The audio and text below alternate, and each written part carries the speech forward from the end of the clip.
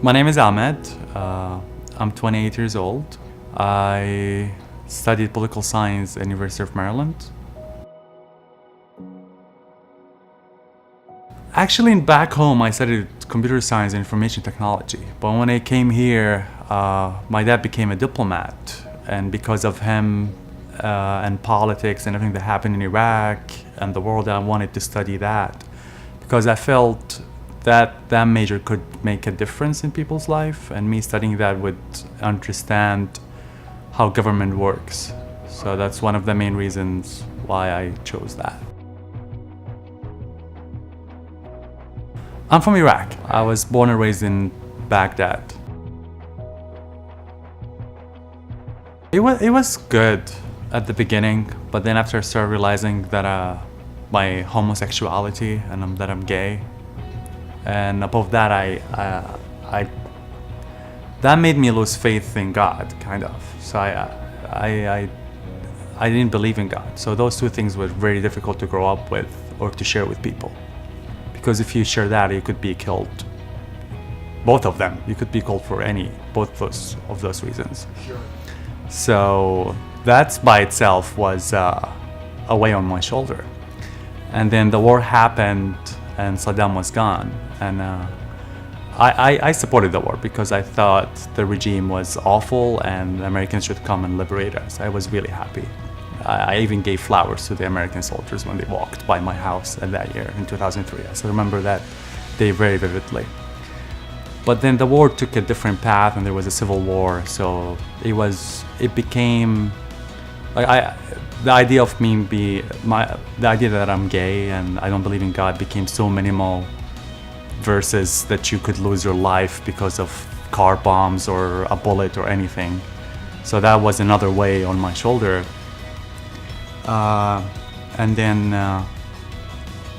one day I almost got kidnapped because of my beliefs, because I didn't believe in God and because I was gay. So I didn't go to school, and then I was at home for a whole year. Then my dad said, "This is enough, we need to get out." So the year was the whole process. So we were waiting for a visa to come here and my dad getting a job, and so we moved. I like reading. I like movies a lot. And my passion in life is just living every day as it's the last day, actually. Because when you live in a place like Iraq, you come to value what you have and just enjoy it. Yeah. And even if there's a difficulty, there's always a light after darkness. And I always say, what doesn't kill you make you stronger. 3 years ago, I met a guy called Shane, who's my boyfriend right now. And because we started a relationship, I wanted to know our status, because I think that's very important before you start a relationship for me. So first thing I Googled is HIV testing, and the first thing that came up was Whitman-Walker. And I went to the Elizabeth Taylor because the 1525 was not open at that time. And I just filled the form and everything, and the guy said, you don't even have to put your real first name or last name because it could be anonymous. I said, oh, really? But I'm cool with putting all the information. So I did that.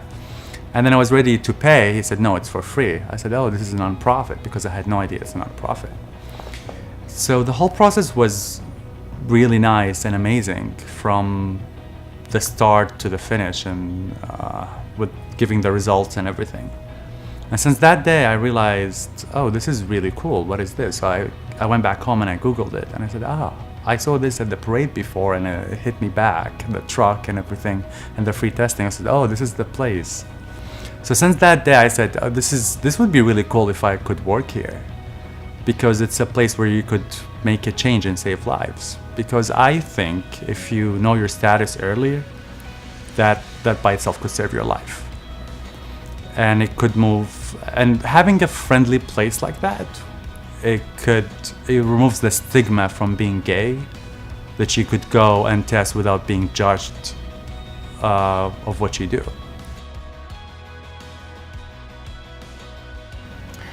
Whitman-Walker makes me feel proud because of what it does for the community, because of what it became, and because of what they did in the 80s during the AIDS and HIV stigma, where people were dying and people were shutting their doors to take them. Hospitals were not taking them. And Whitman-Walker was this place where you could go and feel a bit safe. I think because when you see a small organization that started in a church and then it becomes this 4 or 5 building institution that helps people that way, it gives you a pride and joy, because with everything that's happening and the laws that just passed to make gay marriage equal, I think that's by itself brings joy that there is a progress in supporting such an organization that could make a difference in people's life. Because Whitman-Walker don't just accept gay people, they accept anyone. And you can be who you are without being judged. So I think seeing that brings joy. That Whitman-Walker sees you for who you are and what do you think of yourself, and that you're not alone. Whatever you're going through, whatever that's going on in your life, there are other people that's going through that too. Whether if you're gay, bisexual, transgender, lesbian, there is a place for you. And Whitman-Walker can take care of you for who you are.